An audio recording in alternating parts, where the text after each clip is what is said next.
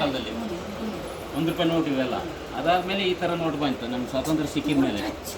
ನೋಡಿ ಮಕ್ಕಳೇ, ಸ್ವತಂತ್ರ ಸಿಕ್ಕಿದ ಮೇಲೆ ಈ ಥರ ನೋಟ್ ಬಂತು. ಆ ಥರ ನೋಟ್. ಸ್ವಾತಂತ್ರ್ಯಕ್ಕಿಂತ ಮುಂಚೆ ಇಲ್ಲ, ಬ್ರಿಟಿಷ್ ಕಾಲದ ನೋಟು. ಆ ಟೈಮ್ನಲ್ಲೂ ನಮ್ಮದು ಕನ್ನಡ ಎಷ್ಟನೇ ಸ್ಥಾನದಲ್ಲಿದೆ ಅಂದರೆ 6ನೇ ಸ್ಥಾನದಲ್ಲಿದೆ. ನೋಡಿ, ಬ್ರಿಟಿಷ್ ಕಾಲದಲ್ಲಿ ನಮ್ಮದು ಕನ್ನಡ 6ನೇ ಸ್ಥಾನದಲ್ಲಿತ್ತು. ಆಮೇಲೆ ಇದೆಲ್ಲ ಸ್ವಾತಂತ್ರ್ಯ ಸಿಕ್ಕಿದ ಮೇಲೆ ನಮ್ಮದು ಕನ್ನಡ 3ನೇ ಪ್ಲೇಸಿಗೆ ಬಂತು. 1 ರೂಪಾಯಿ 3ನೇ ಪ್ಲೇಸಿಗೆ ಬಂತು ನಮ್ಮದು ಕನ್ನಡ. ನೋಡಿ.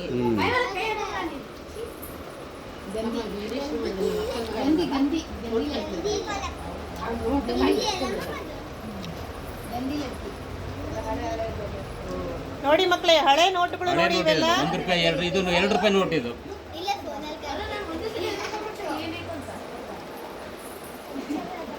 ಇದು 5 ರೂಪಾಯಿ ನೋಟ್ ಅವಾಗಿಂದು, ಬ್ರಿಟಿಷರ ಕಾಲದ್ದು. ಬ್ರಿಟಿಷ್ ಕಾಲದ 5 ರೂಪಾಯಿ ನೋಟ್ ಇದು.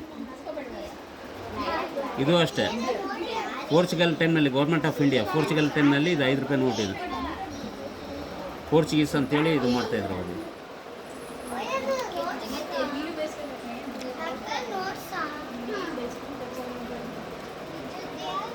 ಇದು 10 ರೂಪಾಯಿ ನೋಟು ಪೋರ್ಚುಗೀಸ್ ಟೈಮ್ನಲ್ಲಿ.